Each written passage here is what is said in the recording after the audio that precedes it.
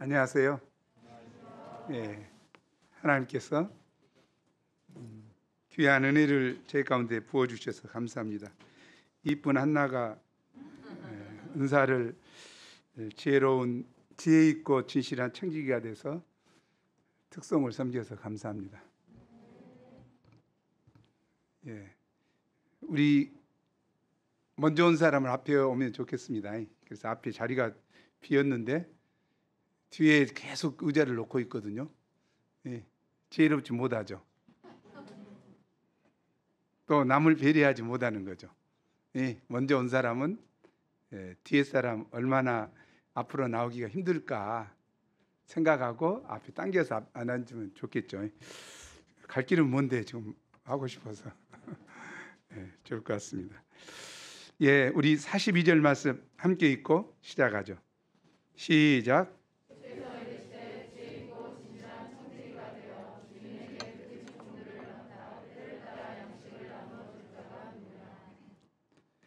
예, 무더운 여름이 지나고 이제는 저속으로 쌀쌀한 가을이 성큼 다가왔습니다. 오늘은 가을 학기 개강을 맞이하여 진군 예배로 드립니다. 오늘 본문에는 주님의 재림의 날을 맞이할 준비를 하면서 제자들이 지혜 있고 진실한 청지기가 되어 구체적으로 어떻게 살아야 하는가를 가르쳐 줍니다. 과연 우리는 어떤 자세로 예수님의 재림을 준비해야 할까요? 제1부 지혜 있고 진실한 청지기가 되라. 35절에서 48절입니다. 우리 35절을 함께 읽죠. 시작. 허리에 띠를 띠고 등불을 켜고 서 있으라. 이 말씀은 제자들이 어떤 자세로 예수님의 재림을 기다려야 하는가를 가르쳐 줍니다. 중동 지방 사람들은 통으로 짠 긴 옷을 입었기 때문에 일을 할 때는 반드시 옷을 걷어 올리고 허리에 띠를 띠어야 했습니다. 허리에 띠를 띠는 것은 깨어 긴장된 자세를 갖는 것을 의미합니다. 성경은 진리로 허리띠를 띠고 마음의 허리를 동이고 근신하라고 말씀하십니다. 신앙생활은 허리에 띠를 띠고 영적인 싸움을 싸우는 생활입니다. 우리가 깨어 영적인 투쟁을 하지 않고 조금이라도 영적 긴장을 풀고 퍼지게 되면 자신도 모르게 사단의 시험에 들게 됩니다. 우리가 마음의 허리띠를 풀면 새벽기도 할 수 없습니다. 그러나 아무리 바쁘고 피곤해도 마음의 허리띠를 조이면 기본 생활을 감당할 수 있고 전도를 할 수 있고 영적 생활에서 승리할 수 있습니다.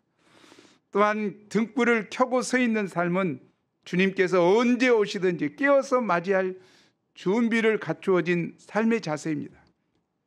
그리스도인은 그 영혼에 항상 말씀의 등불, 성령의 등불이 켜 있고 어둠을 밝히는 빛을 비추는 삶을 살아야 합니다. 그 영혼에 말씀의 등불, 성령의 등불이 켜 있지 않는 제자는 제 가운데 영적으로 좀 잠들어 있는 제자입니다. 열 처녀 비유 중 미련한 5 처녀와 같습니다. 등불이 켜 있긴 하나 불빛이 너무 희미하여 가물가물 꺼져가고 있는 제자는 세상의 유혹의 바람에 심히 흔들리고 있는 제자입니다. 그들은 말씀의 기름, 성령의 기름을 채워서 등불을 밝혀야 합니다. 말세를 살아가는 우리가 날마다 말씀을 보고 기도하며 회개함으로 말씀의 등불, 성령의 등불을 켜서 어두운 세상에 복음의 빛을 환히 비치는 삶 살 수 있기를 기도합니다. 이런 모습은 어떤 사람과 같습니까? 36절이지요. 함께 읽겠습니다. 시작.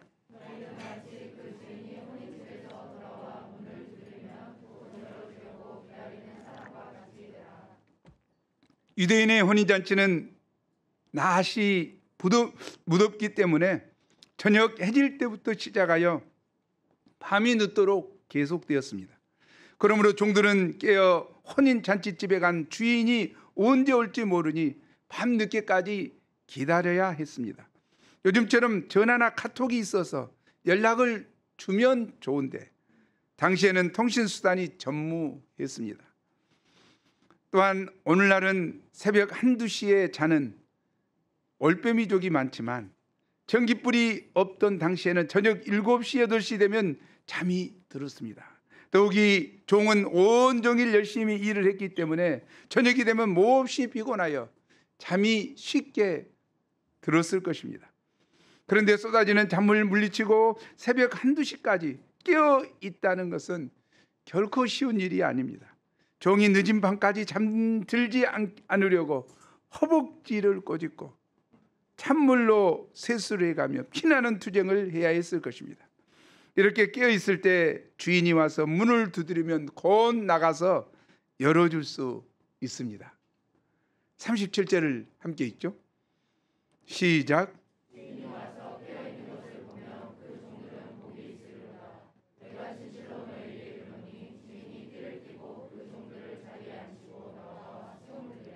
주인이 집에 돌아왔을 때 불이 꺼져 있고 아무리 두드려도 문을 열어주지 않고 종들의 코 고는 소리만 들린다면 얼마나 화가 나겠습니까?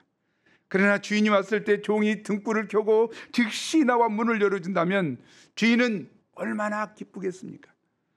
주인은 너무 감사하여 직접 띠를 띠고 그 종들을 자리에 앉히고 나와 잔치집에서 가지고 온 이바지를 차려놓고 섬길 것입니다.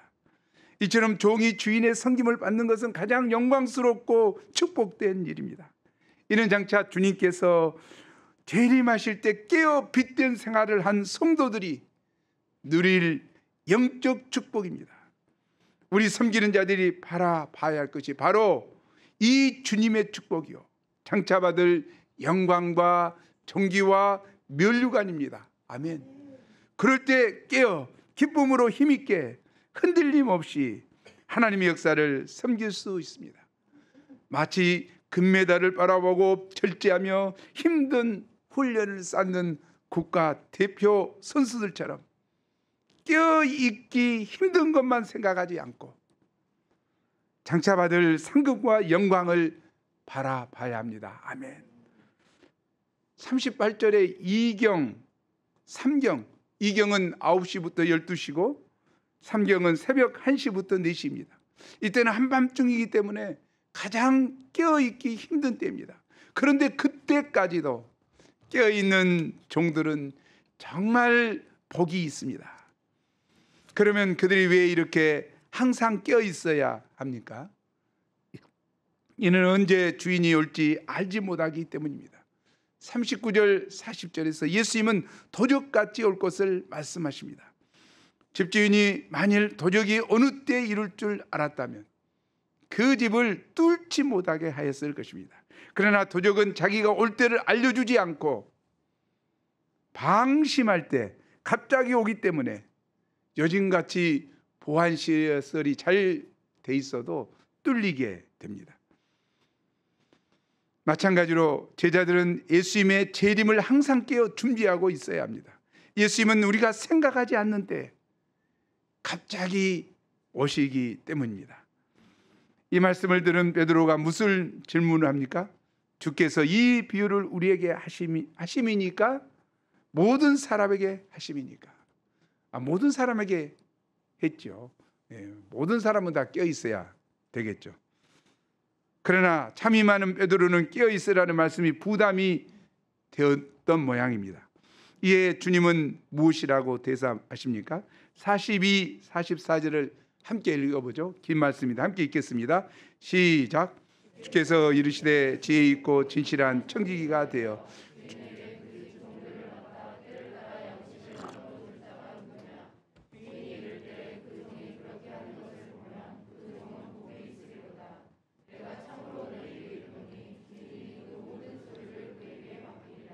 예수님은 주님이 원하시는 것은 지혜 있고 진실한 청지기가 되는 것이라고 하십니다. 예수님은 여기서 제자를 청지기라고 하셨습니다. 청지기, 매니저는 주인의 부탁과 권유를 위임받아 온 집안의 가상과 종들과 자녀들까지 도맡아 관리하는 직분입니다. 우리는 우리에게 맡겨진 모든 것이 주께서 우리에게 맡겨주신 것이요 우리는 청지기임을 알아야 합니다. 오늘 예배 준비 찬송에서도 그러고 오늘 특송에서도 오늘 말씀을 다 대변한 것 같아요. 나의 생명, 나의 시간, 나의 재물, 내가 소유하고 있는 은사와 재능이 나의 것이 아니요 주께서 내게 맡겨주신 것들이요 나는 그 모든 것을 주님의 뜻대로 써야 하는 청지기임을 알아야 합니다. 우리가 낳은 자녀들도 헌신적으로 섬기고 있는 양들도 나의 것이 아니요 하나님께서 내게 맡겨주신 사람들을 섬기고 있는 청지기일 뿐임을 알아야 합니다. 우리가 이를 알고 청지기 자세를 가지고 경외심을 가지고 주님의 뜻대로 섬겨야 하겠습니다. 청지기는 지혜 있고 진실한 청지기가 되어야 합니다. 누가 지혜 있고 진실한 청지기입니까? 우리 영어로 한번 읽어보죠. Who 시작. 못 넣었군요. Who then is the faithful and wise man이라. faithful 충성스럽고 wise 지혜로운 매니저 청지기가 who is 누구냐 하고 묻습니다. 그는 주인에게 그 집 종들을 맡아 때를 따라 생명의 양식을 나누어 주는 자입니다. 청지기에게 요구되는 중요한 자질 중 하나는 여기 지혜 있고 wisdom 지혜입니다.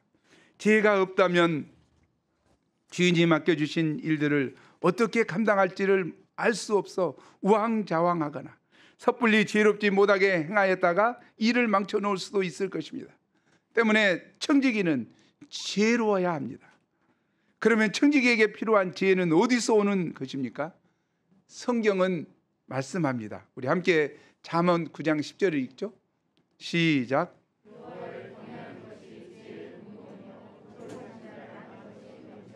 아멘. 여호와를 경외함이 지혜의 근본이요 거룩하신 자를 아는 것이 명처입니다. 지혜 있는 청지기가 되는 비밀은 하나님을 경외하는 데 있고 거룩하신 하나님을 잘 배우고 알아가는 데 있습니다. 또 성경은 우리가 지혜를 얻기 위해서 기도하라고 격려하십니다. 너희 중에 누구든지 지혜가 부족하거든 모든 사람에게 후히 주시고 꾸짖지 아니하시는 하나님께 구하라. 그리하면 주시리라. 아멘. 참으로 지혜롭지 못한 사람은 머리가 나빠서가 아니라 교만하여서 하나님께 구하지 않는 자입니다. 솔로몬도 백성을 다스릴 수 있는 지혜를 구하였을 때 하나님께서 지혜롭고 총명한 마음을 주셨습니다. 구하는 것이 중요합니다. 또 다른 중요한 자질은 진실함, 곧 충성입니다. faithfulness. 이는 기쁠 때나 슬플 때나 한결같은 모습으로 섬기는 자세요. 변함없이 지속적으로 꾸준히 하는 자세입니다. 아무리 머리가 좋고 재능이 많다 할지라도 이런 충성심이 없을 때 결코 쓰임받을 수 없습니다. 이런 충성심은 금방 부글부글 끓다가 쉽게 식어지는 업다운이 심한 냄비 스타일이라기보다는 천천히 태워지지만 잘 식지 않는 무게 있고 신뢰가 가는 뚝배기 스타일입니다. 또 충성에는 진실함을 내포하고 있습니다. 거짓되고 불의한 청지기는 주인 모르게 주인의 재산을 빼돌립니다. 그러나 충성된 자는 정직합니다. 주인이 보나 안 보나 정직하게 행합니다. 무엇보다 충성된 자는 책임성이 강합니다. 맡은 일은 어떤 일이 있어도 책임성 있게 끝까지 해냅니다. 핑계가 없습니다. 이렇게 충성된 자는 한마디로 신뢰할 만한 자입니다. 주인이 안심하고 재산과 종들을 맡길 수 있습니다. 하나님께서 원하시는 사람은 바로 충성된 자입니다. 사도 바울은 디모데후서 2장 1절에서 영적인 아들인 디모데에게 복음 역사를 누구에게? 충성된 자에게 부탁하라고 권면했습라고 또 고린도전서 4장 2절에서는 맡은 자에게 구할 것은 무엇? 충성이니라 라고 하였습니다. 따라서 하나님께 쓰임 받는 자가 되려면 가장 먼저 충성심을 배워야 합니다. 충성심이 없는 자는 어딜 가나 환영받지 못합니다. 이는 영적인 세계에서뿐만 아니라 세상에서도 마찬가지입니다. 충성되어야 합니다. 믿을만 해야 합니다. 신뢰가 있어야 합니다. 책임감이 있어야 합니다. 그런 자에게 웃사람이 맡기고 신뢰하게 됩니다. 재능이 많을지라도 충성심이 없으면 전혀 믿음이 자라지 않고 쓸모없게 됩니다.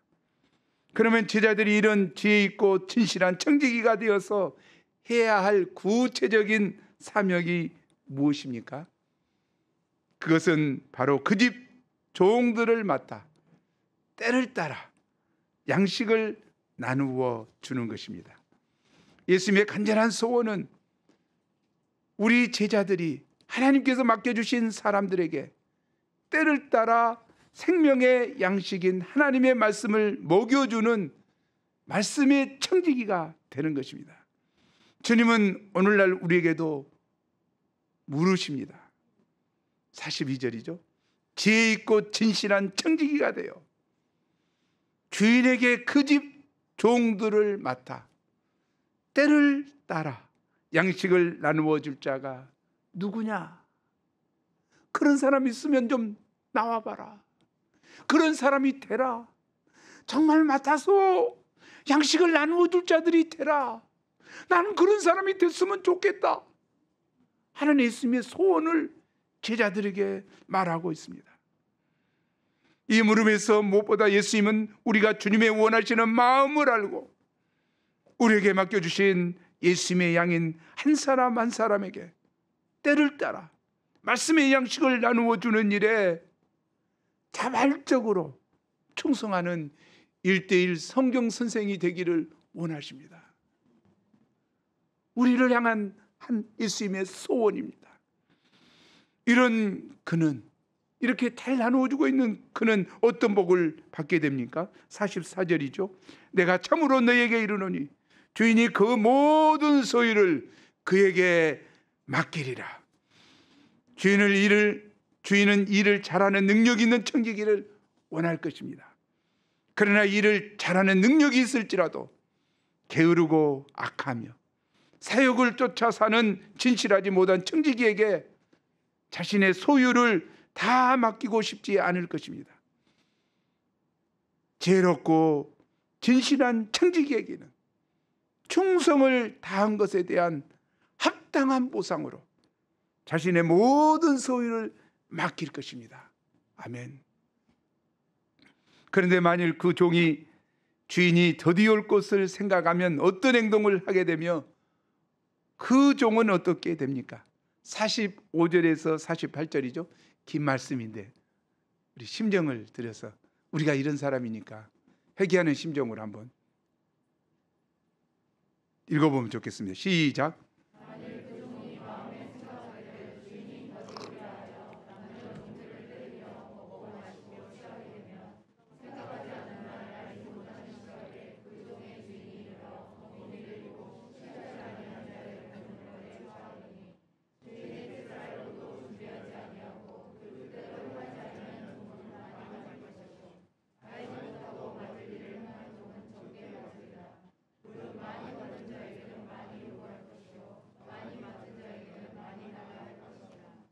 예, 만일 그 종이 마음에 생각하기를, 참 생각이 중요한 것 같아요. 마음, 어떤 생각을 하고 있느냐. 예, 충성된 종과 악한 종의 차이는 생각에서부터 달라졌다는 거죠. 생각을 잘못하니까 행동이 잘못된 행동이 나오고, 잘못된 행동이 나오니까 잘못된 습관들이 이루어지고, 그러니까 인격이 잘못된 인격이 되고 결국 잘못된 인생을 살아가게 되는 것이죠. 정말 생각이 중요한 것 같아요. 신자로서의 올바른 생각, 하나님 앞에서 올바른 생각을 하는 것은 정말 중요한 것 같아요. 생각의 복음화, 사고의 복음화, 이게 굉장히 중요한 것 같아요. 생각은 내 생각이 아니라 이상한 나쁜 놈이 생각을 심으니까 우리 잘 분별하고 우리가 생각을 잘해야 될 것 같습니다. 만일 주님께서 금년 안에 반드시 재림하시리라는 것을 분명히 안다면, 그렇게 생각한다면 우리의 삶의 자세는 크게 달라질 것입니다. 그러나 사람들은 마음속으로 주님께서 더디 오리라고 생각하면서 더디 오시기를 바라면서 세상을 즐기며 안일하게 살고자 합니다. 자기 기분과 감정대로 행하며 먹고 마시고 취하며 육신의 욕망을 즐기고자 합니다. 그런데 주님은 생각지 않는 날, 알지 못하는 시간에 오시리라고 하십니다. 주님은 생각지 않는 날, 생각지 못하는 때에 실제로 이 땅에 오시든지, 아니면 우리를 생각지 않는 날, 생각지 않는 때에 주님 앞으로 불러가든지 하실 것입니다. 이제 나이가 들어가니까 부고가 자꾸 와요. 오늘은 정말 62세인데 한참 젊은 나이죠. 62세면 뭐 요즘에 아주 젊죠. 갑자기 생각지 않게 정말 황망했을 것 같아요. 그 부인한테서 카톡이 온 것이 황망하게 당하게 돼서 카톡이 문자가 왔는데 정말 그런 것 같아요. 예수님이 오시든지 아니면 우리를 불러가시는 거죠. 어리석은 부자 그날 밤에 불러가듯 정말 우리는 깨어 있어야 할 것 같아요. 그래서 주인이 그런 불충한 종을 엄히 때리고, 이 엄히 때린다는 말이 중요하죠. 갈기갈기 찢는다. 오늘은 그런 뜻이다. Cut him in pieces. 조각조각 내버리겠다. 산채로 껍질을 벗기겠다.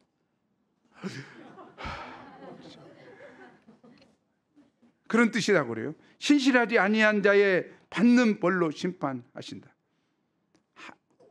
God is good. God is good. God is so good.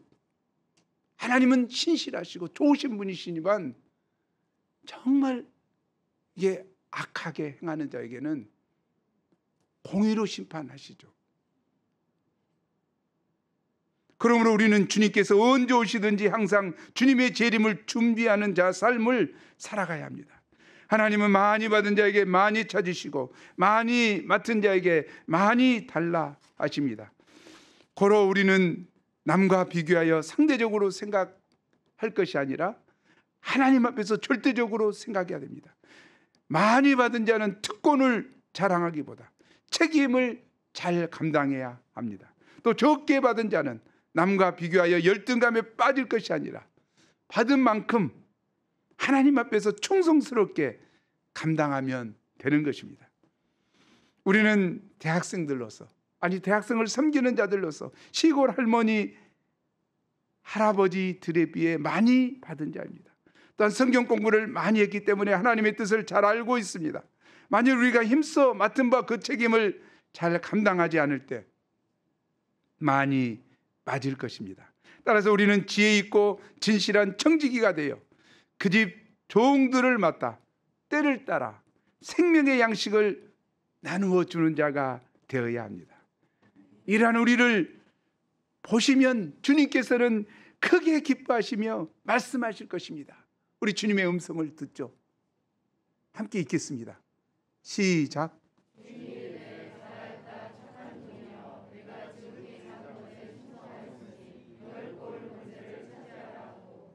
잘하였다 착한 종아, 내가 지극히 작은 것에 충성하였으니 열 고을을 차지하라. 이 음성이 우리 모두에게 임하길 기도합니다. 이 칭찬이 저와 여러분에게 들려지는 음성 되길 간절히 기도합니다. 대부 불을 땅에 던지러 왔노라. 49절에서 59절입니다. 49절, 내가 불을 땅에 던지러 왔노라. 이 불이 이미 붙었으면 내가 무엇을 원하리요? 예수님은 불을 땅에 던지러 오셨다고 말씀하십니다. 불은 불결하고 더러운 것을 태우고 정결하게 합니다. 차가운 것을 녹이고 뜨겁게 합니다. 예수님은 땅에 던지시겠다는, 예수님이 땅에 던지시겠다고 하는 불은 복음의 불, 성령의 불을 가리킵니다. 죄로 찌든 인간의 마음은 얼음장같이 차갑고 냉랭합니다. 더럽고 오염된 것으로 가득합니다.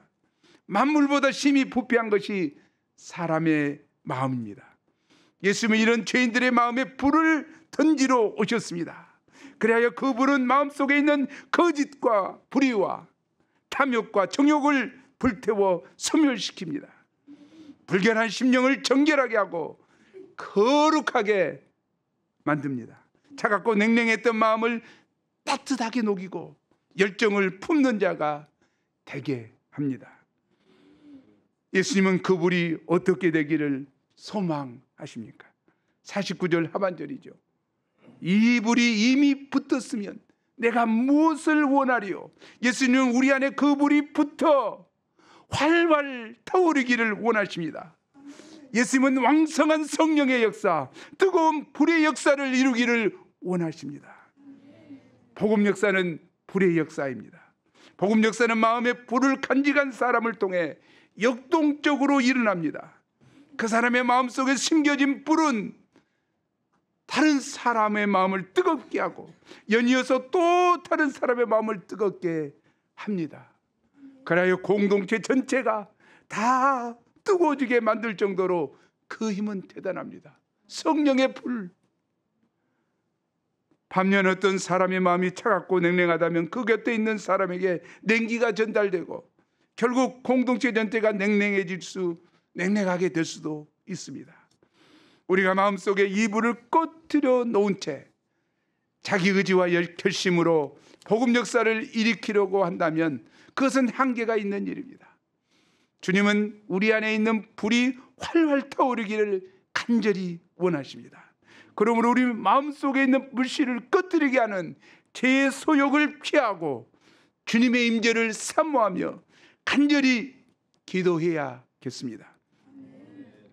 열매가 익어가는 가을학기에 예수님의 제자인 우리 한 사람 한 사람 안에 복음의 불이 활활 타올라 그 불이 캠퍼스로 옮겨 붙게 되기를 기도합니다. 이런 불타는 열정으로 우리가 가을학기 캠퍼스 모임과 전도 역사를 헌신적으로 섬길 수 있기를 기도합니다. 태우소서 부으소서 성령의 불을. 아멘. 태우소서 부으소서 성령의 불을. 아버지, 성령의 불을 부어주소서. 예수님은 이 불을 땅에 던지기 위해서 무엇을 하려 하십니까? 50절이죠. 나는 받을 세례가 있으니 그것이 이루어지기까지 나의 답답함이 어떠하겠느냐. 예수님이 받을 세례는 십자가에서의 처절한 고통과 죽음을 가리킵니다. 예수님 우리 죄 때문에 십자가에 못 박혀 죽으시고 피를 흘려 우리 죄를 사해 주십니다. 그리고 죽은 지 사흘 만에 부활하셔서 승천하시고 마침내 성령을 보내주십니다. 예수님은 약속하신 대로 사도행전 2절에 오순절 그날에 갑자기 불의 회 갈라진 같은 성령을 제자들에게 부어주었습니다. 그 불이 사도행전에 활활 타올라 영혼들을 구원하고 그 불이 온 세계를 정복한 것을 봅니다. 그런데 예수님이 이 땅에 오심으로 사람들 사이에 무슨 일이 벌어집니까? 51절이죠. 함께 읽겠습니다. 시작.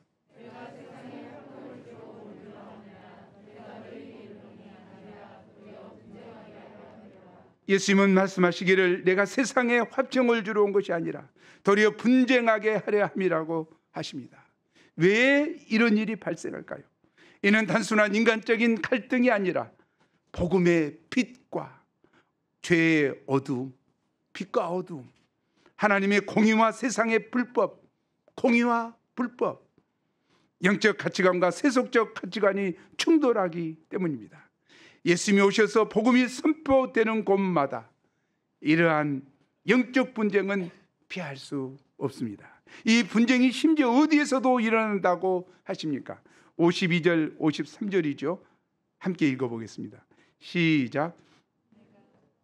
이후부터 한 집에 5사람이 있어 분쟁하되 셋이 둘과 둘이 셋과 하리니 가족 가운데 일어납니다.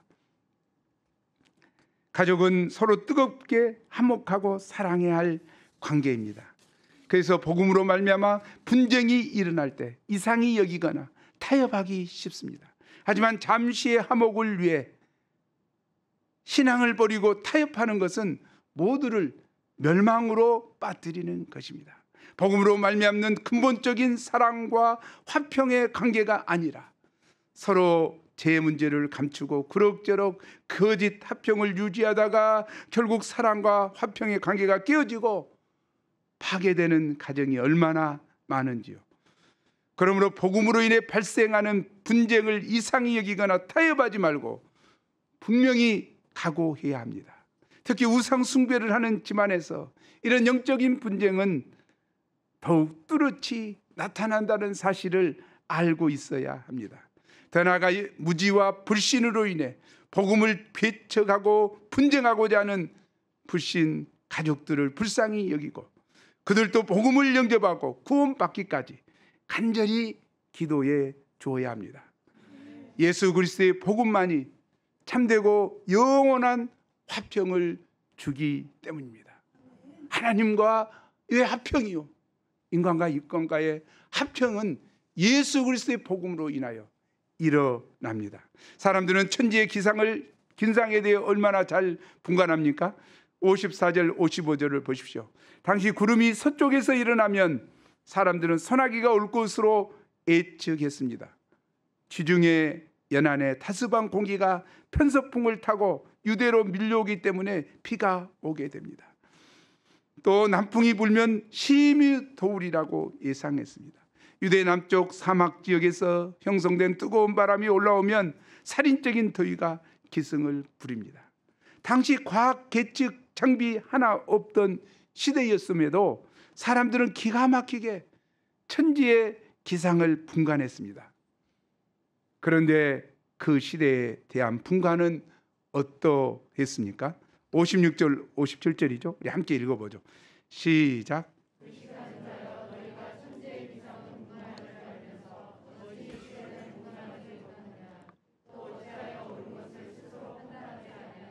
어찌 이 시대는 분간하지 못하느냐, 또 어찌하여 옳은 것을 스스로 판단하지 아니하느냐. 예수님은 시대를 분간하지 못하고 옳은 것을 스스로 판단하지 않는 사람들에 대해 안타까워하십니다. 당시 그 시대는 메시아가 이미 온 시대였습니다. 구약의 예언대로 선구자 세례 요한이 와서 광야에서 너희는 주의 길을 준비하라, 그가 오실 길을 곧게 하라 외쳤습니다. 곧이어 메시아 예수님이 오셨고 예수님을 통해 맹인이 보며 못 걷는 자가 걸으며 나병한 자가 깨끗함을 받으며 귀먹은 사람이 들으며 죽은 자가 살아나며 가난한 자에게 복음이 전파되었습니다. 이것들은 전부 다 메시아의 표적이었습니다. 예언된 표적이었죠. 그 표적대로 예수님은 오셔서 다 행하셨습니다. 사람들은 그 시대가 메시아가 온 시대라는 것을 충분히 분간할 수 있었습니다. 메시아의 징조가 나타나 있고 시대가 말해주고 있었습니다. 그럼에도 그들은 그 시대를 분간하지 못했습니다. 그들은 예수님으로부터 진리의 말씀을 듣고 일어나고 있는 복음 역사를 보고서도 메시아를 영접하지 않았고 믿지 않았습니다. 또 무엇이 옳고 그른지 스스로 판단하여 선택할 수 있는 영적인 지각을 갖고 있는데도 옳은 것을 스스로 판단하지 않았습니다. 그들이 왜 이렇게 했을까요? 예수님은 외식하는 자라고 책망하시며 그들의 외식의 문제를 지적하십니다. 외식이란 겉을 속과 다르게 꾸미는 것입니다. 그들은 겉으로는 신앙생활을 잘하고 있는 것 보였습니다. 하지만 속은 영적인 생활이나 하나님의 일에 별 관심이 없었습니다. 주님의 말씀을 잘 듣고 주님 다시 오심을 깨어 준비하며 때를 따라 맡겨주신 영혼들에게 생명의 양식을 나누어 주기를 원하는 주님의 뜻에는 전혀 무관심했습니다. 세상 사람들처럼 오직 육신의 정욕, 안목의 정욕, 이생의 자랑을 추구하는 일에 더 분주하였습니다. 이런 이중적이고 외식적인 삶으로 인해 그들은 시대의 징조에 둔감해졌습니다. 마치 노아 시대와 노세 시대 사람들처럼 하나님의 홍수 심판과 불심판이 당장 임박한 때임에도 전혀 분간하지 못하고 먹고 마시고 시집가고 장가가고 사고 팔고 오늘날 경제활동이죠. 일상생활이죠. 그것에만 빠져 살다가 절주의 멸망을 당한 것과 같습니다. 당시 사람들은 이처럼 오랫동안 외식하는 삶을 살아온 터라 쉽게 돌이키지 못했습니다. 예수님은 그들이 얼마나 신속히 회개해야 하는지를 한 비유로 말씀해 주십니다. 얼마나 신속히 급속히 회개해야 되는가. 58절 59절을 함께 읽겠습니다. 시작.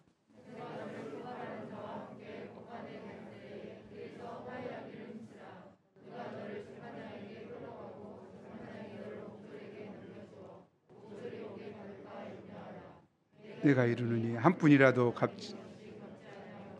결코 거기서 나오지 못하리라 하시니, 이 비유에서 고발하는 자는 예수님, 법관은 심판장이신 하나님을 가리킵니다. 죄인이 고발을 당해 체포되어 법관에게 끌려갈 때 길에서 화해하기에 힘써야 합니다. 왜냐하면 일단 재판장 앞에 서게 되면 용서받을 수 있는 기회를 잃어버리기 때문입니다. 재판장이 선고를 내리고 옥졸에게 넘겨주면 옥졸이 옥에 가두어 버립니다. 그러면 돌이킬 수도 없고 그 죄에 대한 대가로 인해 한 푼이라도 남김없이 갚지 않으면 옥에서 결코 나올 수 없습니다.